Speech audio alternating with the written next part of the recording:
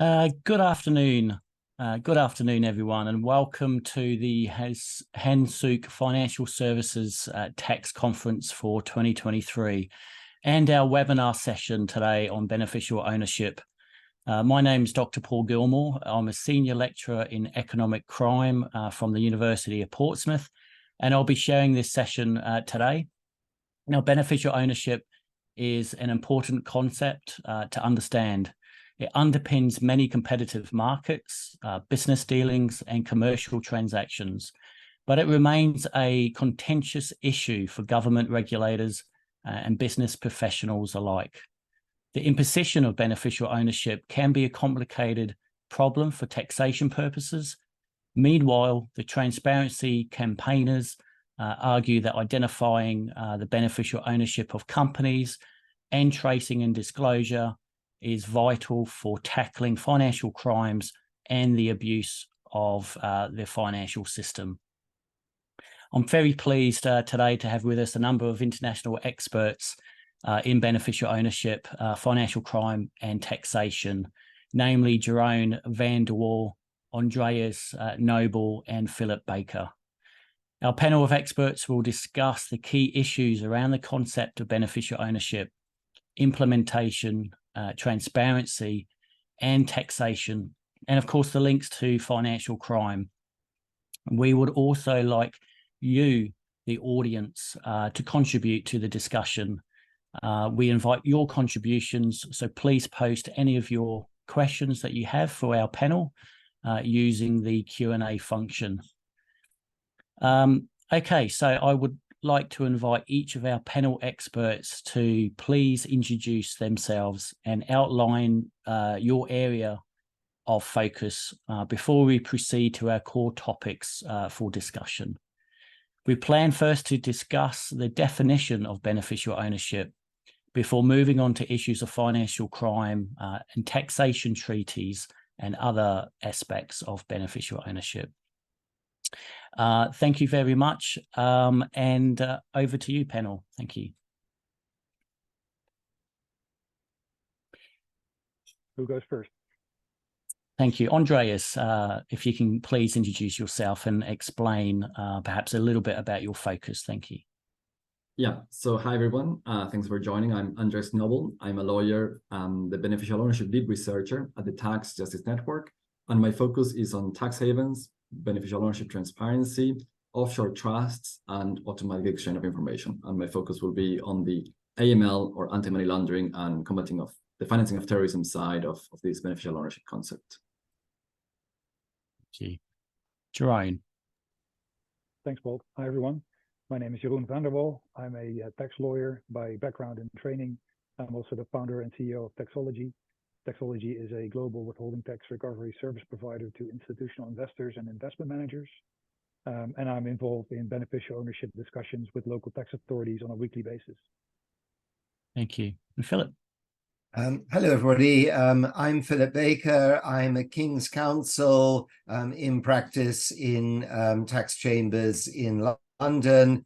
For those of you who don't know what a King Counsel is, we used to be Queen's Counsel, but now we have a king rather than the Queen, and we're essentially senior barristers. As such, I act for a variety of clients.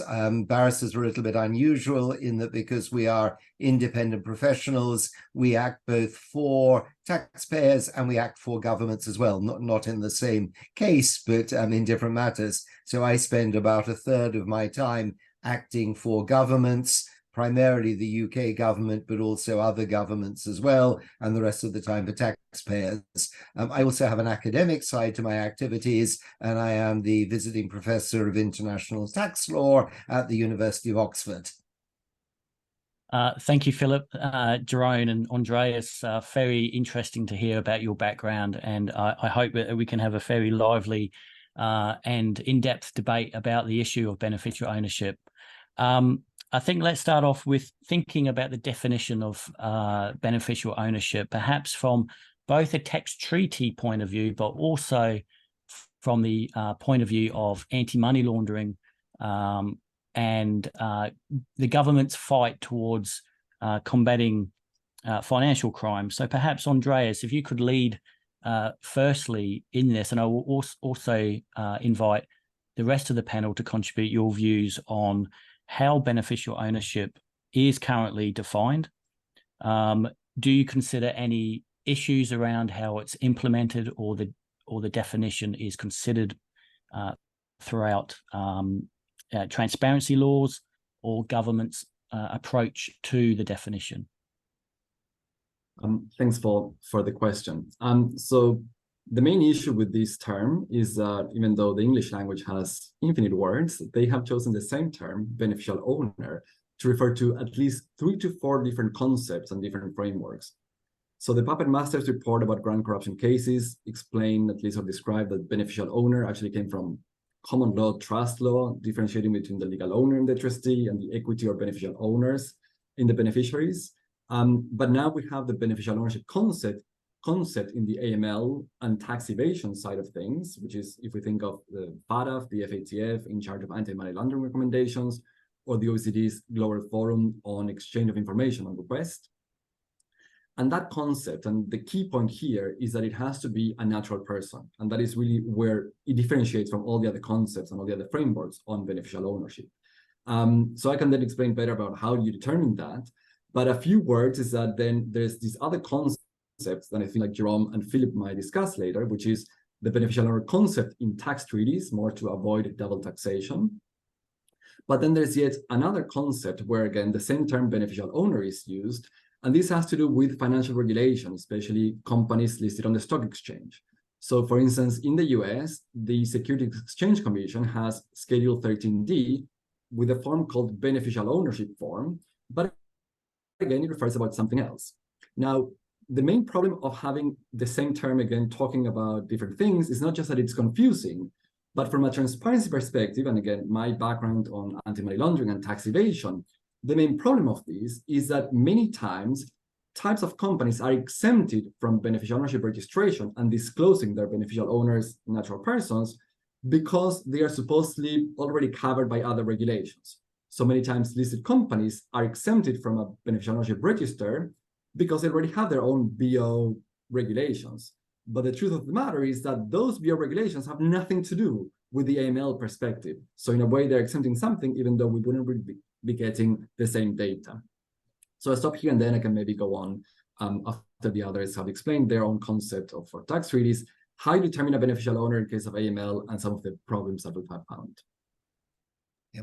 Can I add to that I think it's somewhat unfortunate that the term beneficial owner came into usage, particularly into the tax treaty usage. It already had a technical meaning in the trust law concept of common law countries, but was not known to civil law countries. And once upon a long time ago, I did some historical research as to how the term beneficial owner in tax treaties came into the OECD usage. And I think it came in as a misunderstanding. The people who suggested it, who were actually the UK delegation to the OECD in the 1960s, I think they'd heard the term, but didn't actually understand exactly its connotations. And I think we've been living with confusion since then. Personally, I tend to draw a distinction between beneficial owner for tax treaties, which we'll talk about later, and the UBO, or the ultimate beneficial owner, which is in the FATF terms, the natural person who has ultimate control and economic enjoyment of the assets, which may actually be way down in a structure, but trace all the way up. And the natural person who is the ultimate beneficial owner is the one who's really enjoying the benefit of those assets. Jeroen, what are your views on this then? I fully agree. I should maybe start with a disclaimer saying that I'm not an expert on FATF or anti-money laundering or financial crime. My expertise lies more on the side of double tax treaties. But I think it's very important to make a distinction between the two. Beneficial ownership can have different meanings within different contexts. I think even within the context of double tax treaties, there could be an argument made for having not only a beneficial owner, but also an ultimate beneficial owner, in the sense that looking at my practice, I see a lot of investment going through collective investment funds, where you might say that the fund is a beneficial owner for certain treaty purposes, but there are participants in the funds that perhaps should also be awarded beneficial ownership status, but more as an ultimate beneficial owner rather than the direct beneficial owner. And maybe we can go into that in more detail later in this webinar, just setting the scene. Thank you. And I guess, Andreas, you know, one of the key problems with this is not necessarily sort of having a definition of beneficial ownership in different contexts, but perhaps how it's actually adopted and implemented, which I guess what you're alluding to is quite fragmented in terms of the approach and the purpose it's trying to, you know, achieve, really. Yeah, so one of the things we do at the Tax Justice Network, we have the Financial Secrecy Index, where we review the beneficial ownership laws of about 140 jurisdictions. And as you're saying, Paul, most of them will apply different things, different definitions. They will cover different types of legal vehicles. They will apply different thresholds. But I feel like the problem already starts within the definition used by FATF.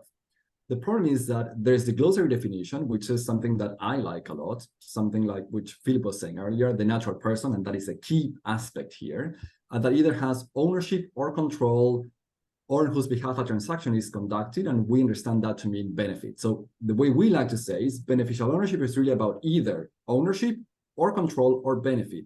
If you meet any of them, then you should be identified as a beneficial owner. That would be our ideal. Now, at the same time, the FATF recommendations, especially recommendation 10, has, and the interpretive note to that, has a way to determine beneficial owners, especially from the perspective of financial institutions. And they say, in the case of legal persons, like companies, apply cascading test. First, identify anyone with more than 25% of the shares. If you don't find anyone, or if you have doubts, then move on to anyone with control via other means. And if you still cannot find anyone, simply appoint a senior manager. So even though the definition is quite comprehensive and say either ownership or control or benefits, when it comes to how you determine that, it's actually much more narrow, not only by the thresholds, but by the fact that if you find someone with, say, 30%, you don't have to do anything else. You don't have to worry about control via other means. And the problem is that most countries, including the EU, have adopted a similar definition to what the FATF is determining. Now, in our ideal, we see beneficial owner, not in the case of Jeroen or Philip were saying. So being a beneficial owner doesn't give you any tax treaty benefit. It's not like you can use a tax treaty or not. It simply means you have to be disclosed, because authorities fighting tax evasion or money laundering or corruption might be interested to know who you are. And that's why we would expect countries and authorities to hold information about as many people as possible that are related to an entity, instead of only those who have more than 25%. Starting by the fact that it's extremely easy to circumvent a 25% threshold, even it's more than 25. So actually 25 is enough to be below the threshold. And the good thing is that some countries, especially in Latin America, are applying lower thresholds, including the cases of Ecuador or Argentina, where they don't apply any threshold whatsoever. And if you have at least one share, then you have to be identified as a beneficial owner. Interestingly, they apply different rules for trusts. And in the case of trust, they don't have thresholds. They say, if you're a party to the trust, settlor, economic settlor, protector, trustee, beneficiary, discretionary beneficiary, I don't care, any party, you have to be identified. And we would expect the same approach to be handled for companies and legal persons, because again, we see BO for AML as a transparency initiative for authorities to already hold, before they need it, as much information as possible about anyone who could be involved in any financial crime. Okay, Philip, what are your thoughts on what Andreas just explained? Well, it's really not my area. I should explain at the beginning that my focus is on tax treaties and not on financial crime. More broad or tax mitigation. I think that ethically, tax advisors should be operating on a basis of full disclosure, including minority holdings. If they're working on the basis that, oh, well, we don't have to disclose this because you're below the threshold, they ought to be asking themselves whether effectively they're saying this particular transaction only works if we don't tell the tax authorities about it because we're trying to seek to be below the threshold. If that is the case, then they ought to ask themselves ethically whether what they're doing is evasion rather than avoidance. I've always acted on the basis that you should be able to explain absolutely every aspect of a transaction to the tax authorities. And if on that basis you are not liable to tax, then that is the consequence of the law. But any planning that works around thresholds and says, ah, yes, well, if we do this, we don't have to disclose, you're on very slippery ground towards evasion. So that's the only comment I think that I would make with regard to that. I suppose I'd add one point, and that is this confusion of different uses of beneficial ownership can be problematic. I mean, I've started seeing some claims for tax treaty benefits to be rejected on the grounds that the person who's making the claim is not the ultimate beneficial owner, i.e. confusing the concepts together. And that's very dangerous because, of course, you can be the beneficial owner of a dividend stream, but not the ultimate beneficial owner of the overall structure. And there is a danger of confusing the two together. And I guess it's important to highlight that issue. And certainly from the point within the context of financial crime prevention, we've seen recent high-profile scandals such as the Panama Papers several years ago and the Paradise Papers. And I guess, Andreas, from your point of view, you would argue that tax transparency through the disclosure of open beneficial registers is a good thing. But why aren't governments fully implementing these registers?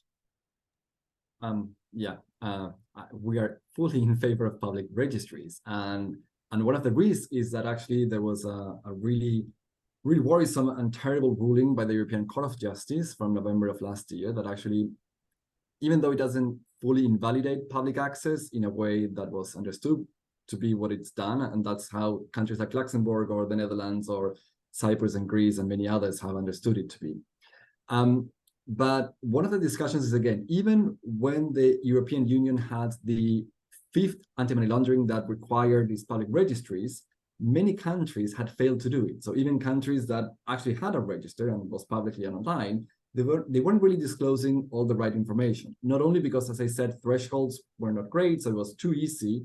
Like in the case of Luxembourg, there was this famous the LuxLeaks, these letters of Luxembourg that showed that in many cases, and one of the points where I think the tax treaties and the regulators and the AML side joins is on investment funds, it was too easy for them not to appoint any real beneficial owner and simply give the information about the fund manager or a senior manager, which was already public and doesn't really tell us anything new. We want to know who the end investors are, and that wasn't being disclosed, even when registries were public and free and online, like the UK or Denmark still have. But then another problem of these registries is that they have a narrow scope, not in terms of the definition, but also in terms of which companies are covered. And most countries covered only local companies. And of course, that's relevant, but it could very much be the case that you set up a company in one jurisdiction only to operate and have assets and everything else somewhere else.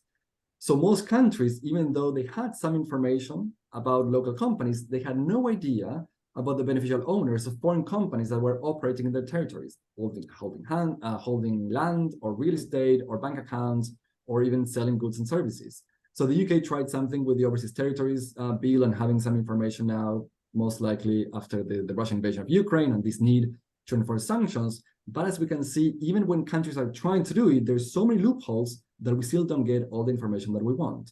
And one of the great things of the leaks was to really finally make all this information public. And we said, if we had really well-functioning public registries of beneficial ownership, we wouldn't need leaks. All authorities and researchers and activists would directly have the information free and online. So that's why we really hope the world will move there. Can I come in and say I fundamentally disagree with Andreas about the European Court case last year, which I think was a seminal case protecting the data of individuals owning assets and making certain that only government bodies and those with a legitimate interest should have access to beneficial ownership information. The starting point is that the information needs to be available to tax authorities, financial crime bodies. They have arrangements for exchange of information on request, for automatic exchange, and there's nothing in the court's judgment that in any way prevents those bodies from getting access. The question was, did the general public have an interest should they be able to access general information without being able to show a legitimate interest? The Luxembourg legislation had previously required a legitimate interest, and that was removed, and the case was went to the court on the question of whether there should be a requirement of legitimate interest. It's not a matter of providing beneficial ownership information so that Tax Justice Network can do whatever its work happens to be. It's a question of governments and those with a genuine legitimate interest getting access. Making personal information publicly available is extremely dangerous, and that's why we have the GDPR and data protection. And what the European Court was upholding last year was the importance of data protection over those who don't have a legitimate interest seeking to access information for whatever misuse they may have. Thank you, Philip. I think we should sort of clarify here that there was that judgment, wasn't there, as you highlighted, the Court of Justice for the European Union's judgment in November last year around, in particular, the Anti-Money Laundering Directive, whether or not registers should be accessible to, in all cases, to members of the general public. And of course, you highlighted the justifiable concerns around respecting privacy and protection of personal information. And of course, that judgment, as you said, was quite a landmark ruling, which sort of set back in some ways the objectives of transparency campaigners. I think if we start focusing on our next topic in terms of... Sorry, could I respond? I know we have to move on, but I feel like I need to respond to Philip on this. I mean, I fully disagree with you. The fourth Anti-Money Laundering Directive actually had a legitimate interest access. It didn't work at all. Even the fifth one with online access didn't work. And even many authorities were failing to access the information. Even they said they had it so much trouble, even local European authorities, to access information through the authorized channels, that they prefer to go through the online registries because it was easier. And many times we know that there are corrupt authorities who simply will not use the data, will not have interest in that. And it was only after journalists and activists have access to the data that they was actually pushing and even finding many of these assets, not only Russian oligarchs' assets, but also like money launderers or tax evaders' assets. Yeah. And I don't think the registry really has any personal information. Their date of birth is not done, it's only month and year. Your residential address doesn't have to be disclosed. And there are even mechanisms within, especially in the UK, that if you really prove that there is a risk to your life or to someone, then your information is not publicly accessible. And even of the more than 1 million companies in the UK, I think only 300 people had applied for that. And the last thing I'm going to say here is that in most cases, UBO, as we said, is based on a threshold of more than 25% ownership. That means if you have a very simple structure, the shareholder, say someone who owns 100% of the shares, is at the same time the beneficial owner. That information in commercial registries had been publicly accessible in most countries forever, because the whole point of registries, called public registries or mercantile registries, is to give information not to authorities, not to activists, but to investors and to firms. So if you have a simple structure, your information had already been publicly available. It was only if you are using complex ones, offshore entities, most likely an oligarch or criminal, that you're benefiting from that. So that is why this is really bad for transparency and for fight of crowdfunding. That was essentially the argument that was rejected by the Grand Chamber of the European Court. The argument that was legitimate interest was too difficult to define. The European Court quite rightly rejected that and said it is perfectly possible to identify who does and who does not have a legitimate interest in access to information. The two cases arose because individuals said that they were at risk if their information was made public on the Luxembourg register, and the Luxembourg register said, sorry, we can't remove you from it. And the European Court said that was completely wrong. So sorry, Andres, that's the argument that was lost before the most senior court in Europe a year ago because of the need to protect privacy and data protection. So Tax Justice Network can keep on tilting at it, but it's a windmill that's already gone. I disagree here again. The problem, and even the Court of Justice said, the fact that you cannot define legitimate interest is not a good reason to have public access. That's what they said. Now, the main problem is that the public access within the directive was based on money laundering. And they said, you haven't made the case that anyone beyond authorities or activists and journalists need information. So not for money laundering. The UK or Denmark or Latvia don't have that problem because they said our beneficial ownership register is not only about money laundering, it's also about transparency and the good functioning of markets. And that's why we need transparency. And that's why the ruling doesn't apply to us. Well, we'll agree to differ, but I think Paul wanted to move us on. If you let me finish, even the plaintiff behind the Luxembourg case, who is very concerned about his privacy, is publicly disclosing on his LinkedIn, on his Instagram, his whereabouts and how much money he has and all these private jets traveling. So I feel like the fact that it's some person who is already disclosing everything online, then being so concerned about these public bio registries, I think doesn't make a lot of sense. And this will be just in the benefit of criminals and oligarchs and anyone who's trying to escape transparency. Even if the Court of Justice defined that, I mean, we still disagree with that. Would you disagree with the court with the Grand Chamber unanimous decision there? So I stick with the General Court. But Paul wanted to move us on. Thank you. I did say at the beginning that beneficial ownership was quite a contentious issue, and indeed, as John, in one of our attendees today, highlighted, perhaps the real problem is the issue of privacy. How do you protect someone's rights to privacy? And on the other hand, is it dangerous to expose the ownership of assets to the public? Let's move on to the issue of how beneficial ownership perhaps is imposed or dealt with in terms of the tax treaties. Philip, perhaps you and Jeroen could sort of lead this discussion on perhaps focusing on the OECD's definition, perhaps how it applies in terms of tax transparency, and what are your views around the problems that defining beneficial ownership might present in terms of the tax treaties that you're an expert on? Okay.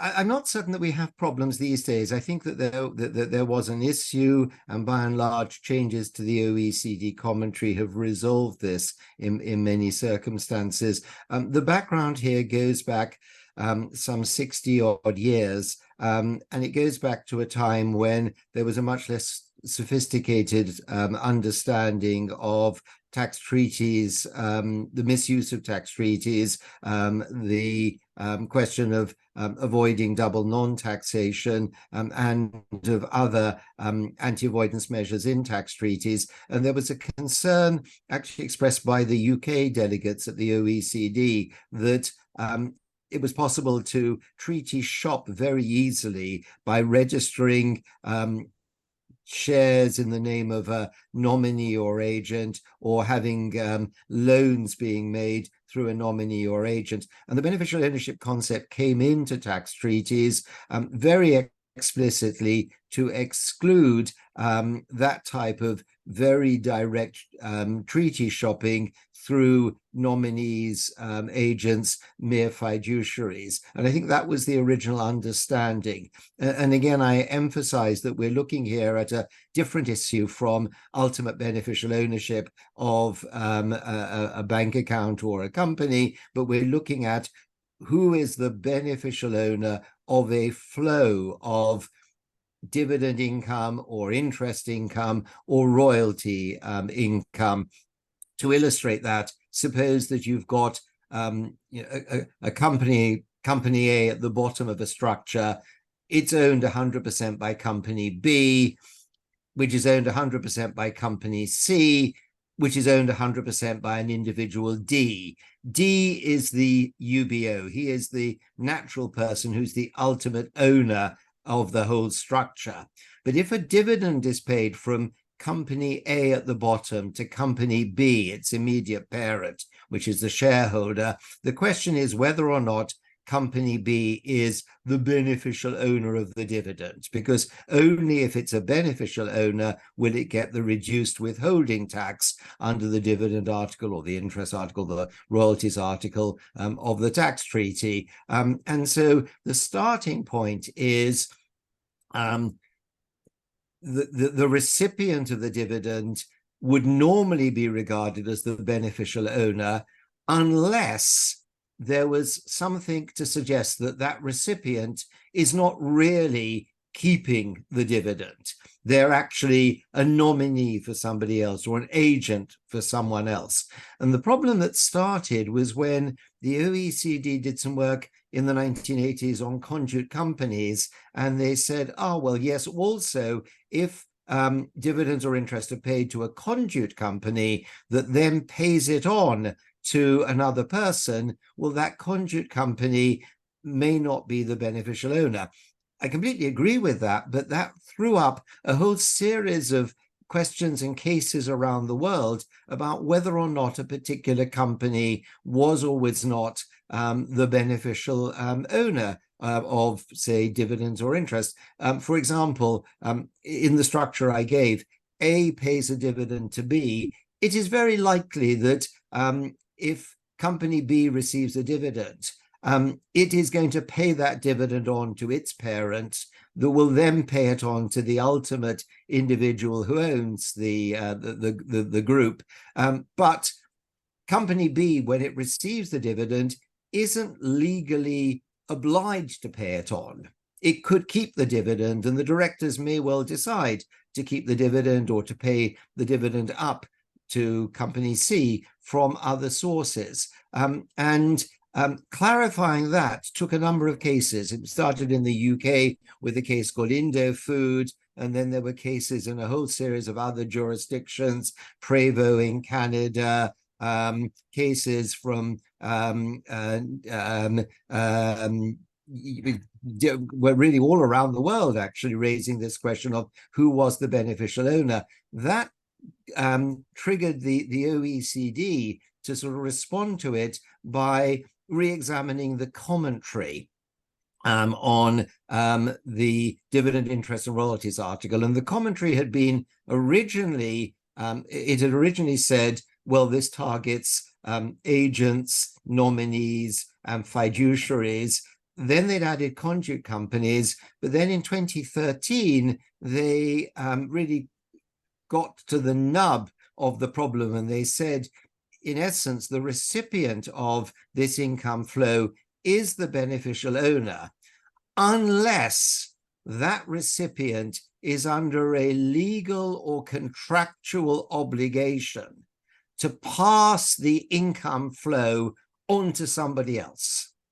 In those circumstances, really, it's that other person who is the beneficial owner, the other person who has the legal or contractual right to receive that. And I think since that change to the commentary, that there have been cases in some countries looking at the new commentary and deciding whether it sufficiently clarifies the previous position. But I think certainly from the OECD point of view, it's clear now what beneficial ownership is really all about. It's whether or not the recipient receives the dividends, for example, for their own benefit, or has a legal or contractual obligation to pass them on for the benefit of somebody else. Meanwhile, quite apart from this beneficial ownership discussion, the whole issue of abuse of tax treaties has been much more centrally addressed by governments and by the OECD in two particular ways. First of all, there's been a focus on the fact that tax treaties are there to avoid double taxation. They're not there to create opportunities for double non-taxation, particularly through treaty shopping. And now all tax treaties should contain a statement that the treaty is not there to create opportunities for avoidance through double non-taxation. Secondly, we've seen the development of more specific anti-avoidance measures, and the principal measure that's now come out of the OECD is the principal purpose test. And all new tax treaties should contain, and old ones should also now have inserted into them, the principal purpose test. And that's a much more general anti-avoidance rule to prevent treaty shopping there, which in a sense has completely overtaken the need for the beneficial ownership limitation. Now, that's probably more than you wanted to know about the history of the beneficial ownership limitation there, but that's sort of what's happened from the 1960s to the present moment about the limitation, the beneficial ownership limitation in tax treaties. Thank you. And you definitely highlighted the Indo-Food case as well. And Jeroen, I guess from your point of view, from the legal, your lawyer hat on here, I mean, what do you see as the challenges in terms of tax treaties? Well, I think it was a very clear lay of the land by Mr. Baker. I think that how should I put this? I think the difficulty is that beneficial ownership was introduced to avoid double non-taxation, as Mr. Baker put it, because you can be a resident for purpose of the tax treaty, but if you're not included, if the income is not included in your taxable basis, then you're not the beneficial owner, and then there's no reason for the application of the treaty. I think the case law that Mr. Baker referred to has also clarified that the test for being a beneficial owner is not a very difficult test to meet, meaning that one will quite quickly be considered the beneficial owner of an income unless one is, as mentioned, a conduit or a nominee. And I think this has given rise to a tax practice where you saw a lot of intercompany vehicles that had either back-to-back financing arrangements or holding companies with, in fact, very little economic substance that were considered the beneficial owner because they had, let's say, a razor-thin margin, which was considered an at arm's length margin for the risks and the functions that they carried out, resulting that they were, in fact, the beneficial owner of the income, which I think then made it clear that the concept of beneficial owner, which has sort of evolved historically into, one could say, one of the instruments for tax treaty abuse, was not in itself sufficient to counter tax treaty abuse, which then has resulted in a culmination of a lot of anti-abuse measures, specific and general anti-abuse measures in the form of principal purpose tests and such. Thank you. And maybe just to add to that, I think one of the challenges in practice also comes from the fact that if you look at some of the cases that were referred to by Mr. Baker, you see some countries, the tax courts in some countries taking a rather legal approach to the concept of beneficial ownership, which I think was the case with what the UK Court of Appeals did in the Indo-Food case, compared to, for example, the Canadian Court of Appeals in the Prevo case, which I think took much more of an economic or substance over form approach. And there you get varying sort of results on how the concept of beneficial ownership is filled out. And that's something that leaves the tax practice with a lot of uncertainty. And do you feel that we need to perhaps have a more detailed definition of beneficial ownership in relation to tax treaties and claims? And as you will know, obviously the EU sort of proposed a sort of that faster and safer relief of excess withholding taxes, the faster process what are your views around that? Because clearly we need perhaps a more detailed redefining of beneficial ownership in terms of taxation, reclaims, tax issues. No, I agree. And, beneficial ownership is not a part of the FASTER directive. And I understood from the European Commission that this is a deliberate choice. They are, with that directive, focusing on the standardizing and harmonizing the procedures around withholding tax recovery. So we're sort of agnostic of the legal basis for the reclaim and other aspects such as beneficial ownership. I understood that the reason for that to be that they wanted to chop up these items in smaller pieces, because if they were to address or try to address some of the more challenging topics like beneficial ownership in this directive, this FASTER directive as well, then the chances of this directive not being adopted would increase. So they're trying to take it sort of one step at a time. But if I understood the European Commission correctly, they do most definitely have the intent to create more harmonization and standardization, at least within the EU, in terms of the concept of beneficial ownership, which I think would be something that is very welcome, because we also have some cases from the European Court of Justice, mainly in relation to Denmark, where the European Court of Justice has made a number of remarks on the concept of beneficial ownership, and it also refers to the OECD. And although the things that the European Commission says about beneficial ownership is very close to what the OECD is saying about this concept in the model commentary to the convention, there might still be room for differences in their interpretation. So there's not 100% alignment between how the term of beneficial ownership is interpreted within the context of double tax treaties and how it is interpreted in the context of avoiding tax abuse, or avoiding, I should say, abuse of the EU treaty within the context of taxation. And Philip, what are your views around the FASTER proposal? Clearly, there are problems with some tax authorities who have an obligation to implement a tax treaty by repaying part of the withholding tax to the recipient, and are very slow in doing so. And the way in which the draft directive tries to deal with that is to speed up this process.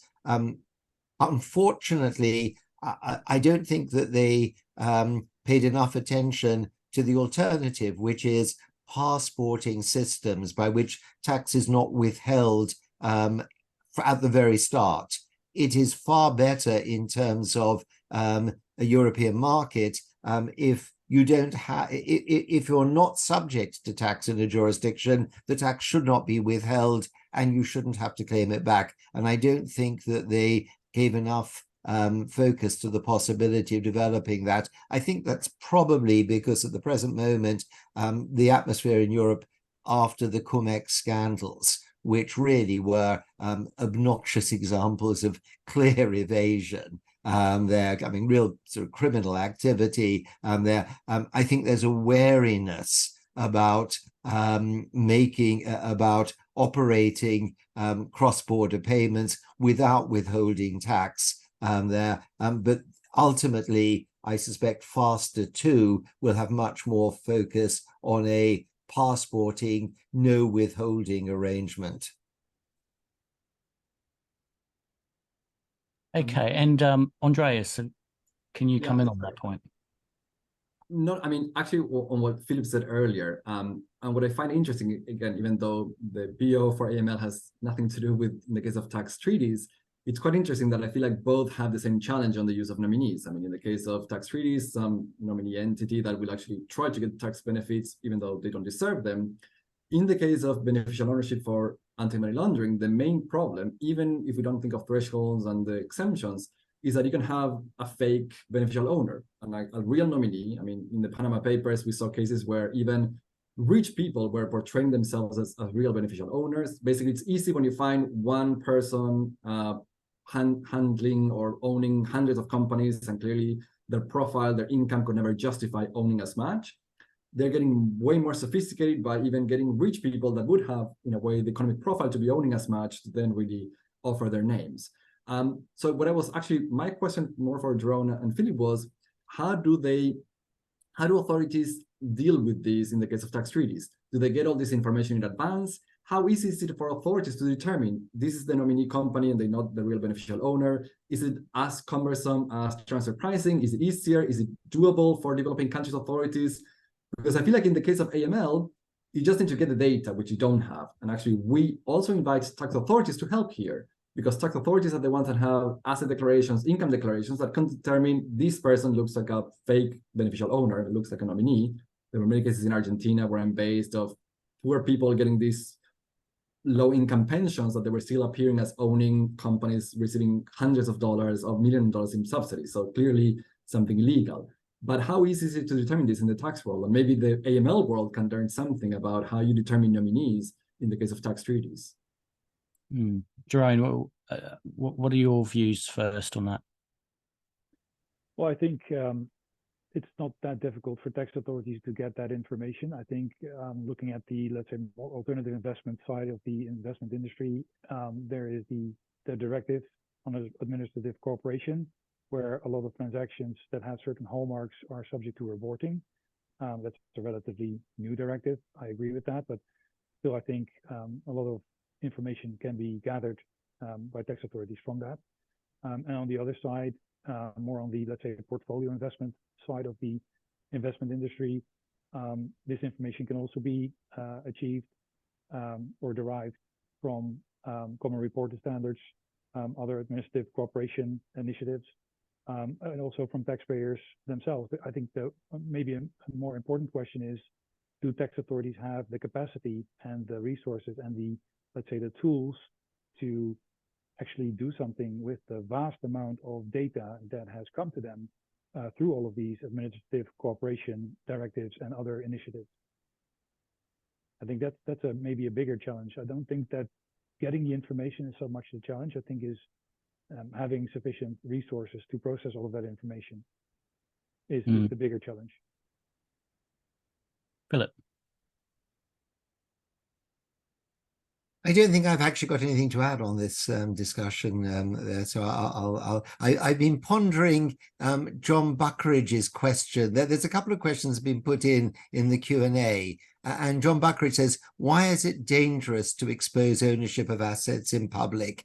And that moves away from beneficial ownership to much more general issues. And if I can sort of hazard a very short answer, I mean, speaking personally as somebody in the safety of a country like the UK, I'm not particularly concerned. I mean, I don't actually think I'm very happy for all information about what I own to be given to the tax authorities. I give them information. They have a legitimate interest in having that. I expect them to keep it confidential there, but they should have the information.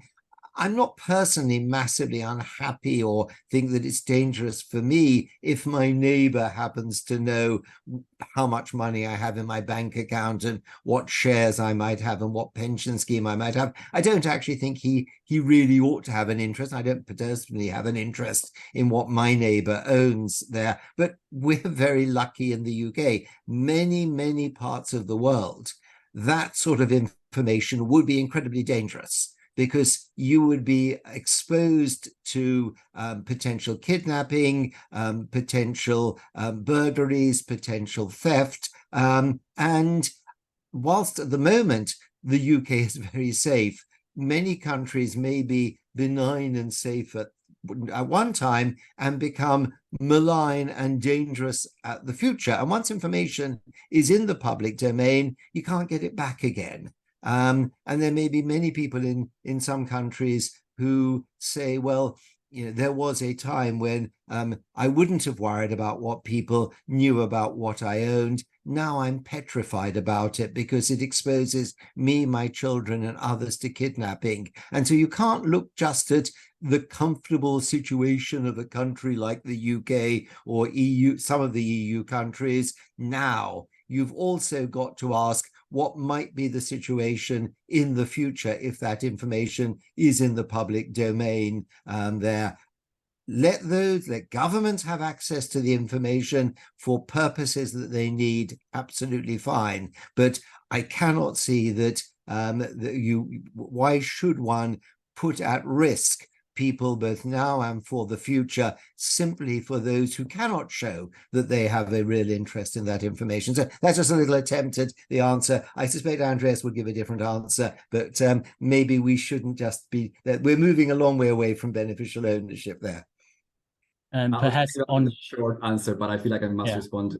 And again, I come from a country and a region that I think is way unsafer than the UK and Europe, and even a country like Ecuador has been having a public online free registry of beneficial owners, where even your passport identification is free and available online. And I think Ecuador is even more unsafer than Argentina. Now, the truth of the matter is that beneficial ownership registries say nothing about your wealth. They only say how many companies you own. If that company is a shell company with no assets, or if it's a multi-million company, you have no idea. It just says you own company A. On the other hand, wealth information, at least in many developing countries, is quite obvious, because rich people do not really look the same as poor people. They don't drive the same cars, they don't live in the same neighborhoods, they don't send their kids to the same schools, they don't go to the same private clubs. So it's actually quite easy, unfortunately, for the violent criminals to kidnap or to rob houses of the rich people and to know who they are. It's not like it's at random. It's quite easy in most developing countries' cities to know who has money and who doesn't have. Again, because they don't live in the same places or drive the same cars. So the idea that beneficial ownership transparency, which is actually needed to find the corrupt officials and the criminals and the oligarchs, will actually expose people who are already exposed in many countries, I think that makes literally no sense. There's been no evidence, and that's what we asked. Any evidence of beneficial ownership information being publicly available, being used for criminals, and there's been no case. They only talk about it in theory. Thank you, Andreas. And I guess one of the main key issues obviously is privacy, but of course there are these safeguards in place, isn't there? For example, written within the Anti-Money Laundering Directive, which accounts for those concerns. I guess in order to wrap up today's session, perhaps we should think about future trends, or where we see ourselves in 5 years' time, perhaps, in terms of ensuring a harmonious definition of beneficial ownership, which is easily applied, adopted, implemented by governments, tax professionals, and companies, that accounts for not only the privacy and security concerns that everyone has, but also tries to enhance transparency, perhaps in a way that is proportionate and legal. And so perhaps if we can start with you, Jeroen, what are your thoughts around future considerations on the topic? Well, again, I can only speak for the, let's say, tax treaty part of the side. I can't speak about the, let's say, anti-money laundering or financial crime aspect of beneficial ownership. But looking at the investment industry, what I see is that the concept of beneficial ownership gives rise to difficult discussions with tax authorities time and time again. And what I mean by that is, what you'll often see is that portfolio investment will go into any country via a pooling vehicle. That could be a limited partnership, it could be a trust, could be a collective investment vehicle of any kind of type. And what you will see there is that the legal owner of the assets in that fund or in that collective investment vehicle, or oftentimes the fund manager, will claim tax treaty benefits in the name of that fund, and rightfully doing so. But then there are participants in the fund who are entitled to an even better tax treaty rate, and there's no tax avoidance going on there. The participants in the fund or in the limited partnership are based in the same country as the pooling vehicle itself. So there's no, treaty shopping is absolutely not in play there. But just the mere use of the collective investment vehicle sort of severs the flow of funds, if you will, to the participants in the fund, and that sort of precludes the participants in the fund from claiming the tax treaty benefits that they're entitled to. which brings me back to my first point, or the point that I raised at the beginning of the session, is that from a tax treaty perspective, there should almost be something like an ultimate beneficial owner in addition to the direct beneficial owner, where the fund could claim, let's say, tax treaty benefits at the fund level, but then the participants in the fund should be able to claim their treaty benefits if those treaty benefits are even better than the one that are pertaining to the collective investment vehicle or the fund. Thank you. Perhaps in the sort of short time that we've got remaining, Philip, if you could sort of comment on what your views on that is. Well, two very quick points.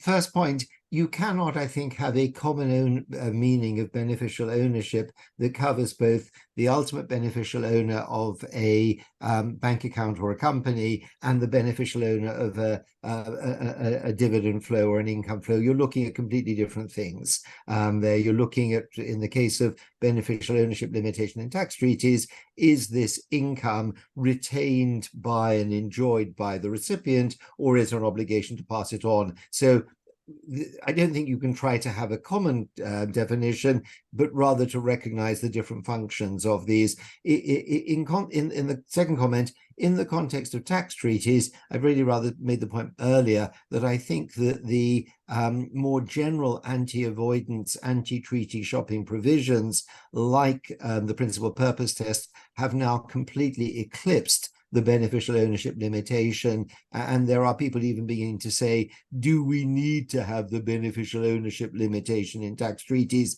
any longer because we've got the PPT instead? And you know, you may be the beneficial owner of dividends, but nevertheless, you may be abusing the treaty and therefore the wrong side of the PPT test. There equally, if you are the beneficial owner of dividends, it doesn't mean to say that you shouldn't be challenged under the principal purpose test. So there's a strong tendency not to remove wording from tax treaties, but I actually think that it's going to become increasingly redundant in the future.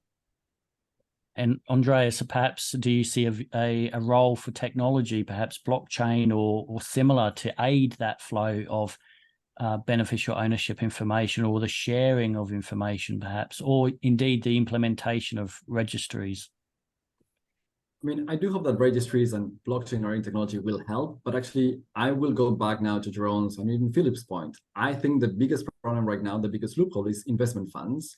Many times they're organized as trust or limited partnerships, and that means they're exempted from registration. But even if they are, a 25% threshold is, of course, ridiculous. Like, there will be no any investor with more than that. And that has a money laundering risk. I mean, there was even a sanctions risk. There was, like, the Central Bank of Iran was able to invest in US securities and evade sanctions just by doing through intermediaries. So even authorities need to know who the end investors are. So our hope is that investment funds and listed companies will also be subject to the same no threshold approach.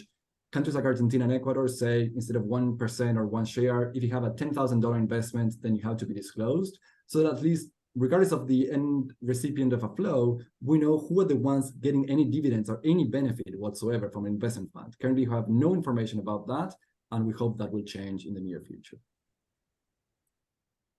Thank you, everyone, for your contributions. And I think just to sort of sum up, really, is, you know, beneficial ownership is definitely a contentious and very interesting topic of discussion, affecting government trust, affecting how legal aspects and taxation issues and imposition of taxation is resolved. I think that's all we've got time for today. I very much wish to thank everyone who has attended. Thank you for your contributions in the chat, everyone. I hope you found the session very useful. Also, thank you to Andreas, Philip and Jeroen for your contributions to this very important topic. And those who are hopefully joining us tomorrow, we do have the in-person conference tomorrow in Viewers Hall in London. So I hope you can network and meet us for that as well. Thank you very much, and hope to see you next time.